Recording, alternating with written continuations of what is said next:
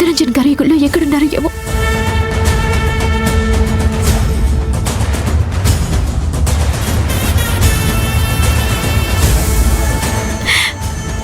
చిత్తరంజన్ గారు ఫోన్ ఎత్తడం లేదండి. జ్యోతి, జ్యోతి, అన్నా అన్నా అన్నా జ్యోతి, అన్నా అన్నా, ఇందాక ఫోన్లో అమ్మ నా వెనకే ఉందని చెప్పా. ఎవరు నాకు అర్థం కాలేదు. దయచేసి మా అమ్మ ఎవరో చెప్పి పుణ్యం కట్టుకో అన్నా. నువ్వు తప్పకుండా మా అమ్మని చూపిస్తావని నేనెన్నో ఆశలు పెట్టుకున్నాను. చెప్పన్నా, ఎవరు మా అమ్మ అన్నా? అది మీ అమ్మ.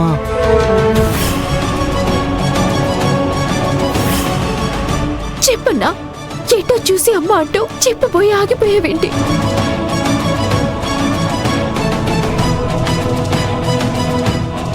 చెప్పన్నా, ఎవరు మా అమ్మ? మీ అమ్మ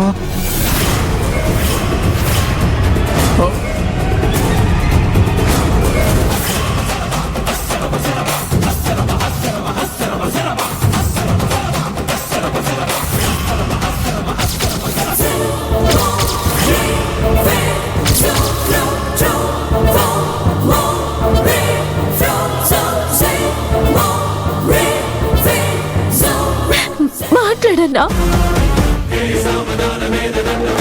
ఇంతకీ కదా ఫోన్లో ఏదో చెప్పావు. వెనక్కి చూడమని మీ అమ్మ కనిపిస్తుందని చెప్పావు కదా. నాకేం అర్థం కాలేదన్నా. క్లియర్ గా చెప్పన్నా, మా అమ్మ ఎవరు? చెప్పన్నా, మా అమ్మ ఎవరు? అమ్మ ఎవరో చూపించమని జ్యోతి వీణడుగుతుందేంటి? అంటే చిత్తరంజన్కి శారదే జ్యోతి కన్నతల్లని తెలిసిపోయిందా? ఏంటన్నా, ఏం మాట్లాడకుండా ఉన్నావేంటన్నా? మా అమ్మ ఎవరో చెప్పన్నా. అన్నా, మా అమ్మ ఎవరో చెప్పన్నా. పాపం జ్యోతి అంత ప్రాధేయపడుతూ వాళ్ళ అమ్మ ఎవరని అడుగుతుంటే మాట్లాడవేంటి చిత్తరంజన్? చెప్పు, తనమ్మ ఎవరో. అమ్మంటే నేనన్నది తనకమ్మని కాదు, అమ్మ కోసం గుడికొచ్చానని చెప్తున్నాను. అది తనకి వేరే విధంగా అర్థమైనట్టుంది. అవును జ్యోతి, మీ అమ్మ గురించి చెప్పమని అడుగుతున్నావేంటి? మీ అమ్మ నాన్నలు పాపం యాక్సిడెంట్లో చనిపోయారు కదా.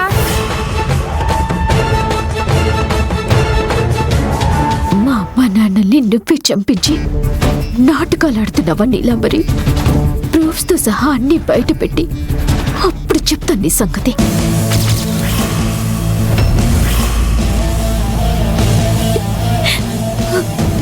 అన్నా, ఏంటన్నా?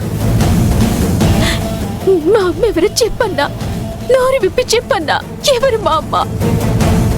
జ్యోతి, అది పంతులు గారు పిలుస్తున్నారు. ప్రసాదం తీసుకోవాలంట, త్వరగా రా. సరే వెళ్ళమ్మా. రా, భోజనాలు పెట్టాలంట.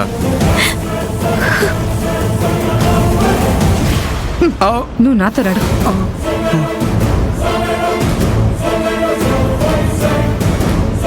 నేనేం చేశాను మేడం? నేను మీరు చెప్పినట్లే శ్రావ్య తన చెల్లెలు కాదని జ్యోతికి అబద్ధం చెప్పాను. ఆయన నా మీదకి ఎందుకు గనుగురు పెట్టారు? రే, డ్రామాలాడకో. నువ్వు జ్యోతికి ఏదో నిజం చెప్పడానికి గుడికొచ్చావన్న విషయం నాకు బాగా తెలుసు. లేదు మేడం, నేను అమ్మవారి దర్శనం చేసుకుందామని ఈ గుడికి వచ్చాను. హరే, స్కెచ్లు వేసుకుని బ్రతికే ఓడివి నీకే ఇన్ని తెలివితేటలుంటే స్కెచ్లు వేసి శాల్తీలు లేపేసేదాన్ని. నాకెన్ని తెలివితేటలుంటాయి? చూడు, జ్యోతిని పెంచిన తల్లిదండ్రులనే చంపించిన నాకు నిన్ను ఆ జ్యోతిని చంపటం ఒక లెక్క? నీలాంబరి గారు, మాధవి గారు, వస్తున్నాను. అక్కడేం చేస్తున్నారు? ఇక్కడే కాదు, ఇంకెక్కడ కనిపించుకో.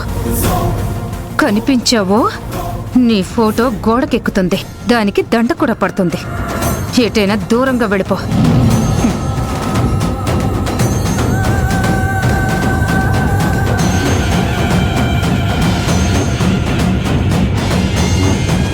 నాకే వార్నింగ్ ఇస్తావా నీలాంబరి? డబ్బు కక్కుర్తిపడి నువ్వు చెప్పమన్న అబద్ధం జ్యోతికి చెప్పాను, కానీ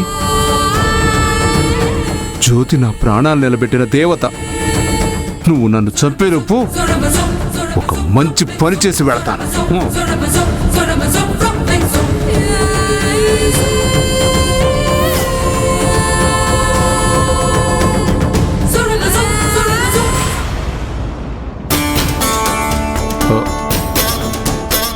ఆ నీలాంబర్ని ఎదిరించే ధైర్యం రావాలంటే ఈ మందు లోపలికి వెళ్లాల్సిందే. ఏం కావాలన్నా? తమ్ముడు, ఇప్పుడు నేను మందు వేయడం నా శరీరానికే కాదు, నా జీవితానికి చాలా ఇంపార్టెంట్. ఒక పెగ్గు మందు తాగొచ్చా? ప్రపంచంలో తాగుబోతులకు మించిన దానగుణం ఎవరికి ఉంటుందన్నా? ఒక్క పెగ్గు కాదు, 4 పెగ్గులు తాగన్నా. మన బాటిల్ మొత్తం తాగేశాడు కదరా. ఎవరతను? పరిచయం ఉన్న వ్యక్తే ఈ మధ్యన తప్పుదారిలో వెళ్తున్నాడని ఫ్యామిలీ వాళ్ళు చెప్తే బుద్ధిగా ఉండు అని చెప్పొస్తున్నాను. ఇంతకీ ఎందుకు పిలిచారు? రండి, ఒక విషయం చెప్తాను.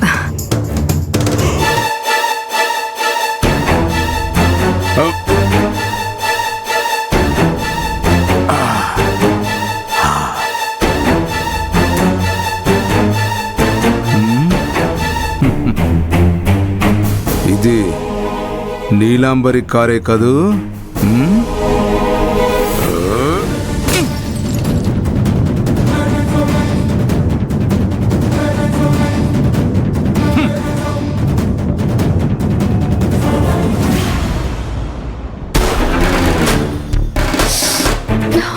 శ్రావ్య,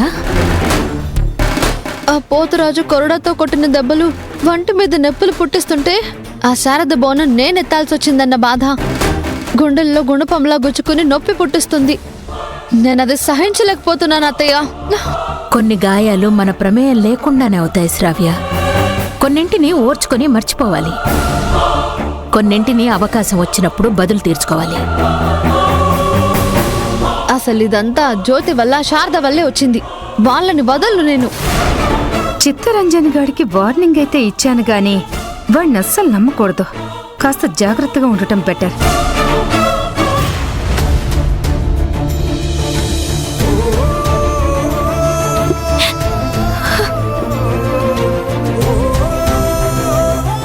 చిత్తరంజన్ మా అమ్మ గురించి ఏదో చెప్పబోయి నీలాంబరి రాగానే మాట మార్చాడంటే ఆ నీలాంబరియే బెదిరించుండాలి. కొంచెం ఉంటే మా అమ్మ గురించి తెలుసుండేది.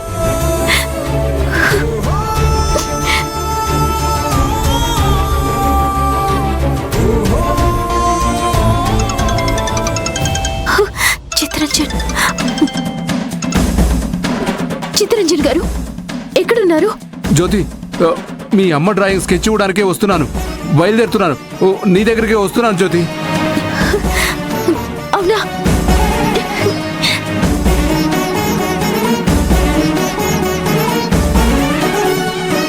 జ్యోతి, జ్యోతి.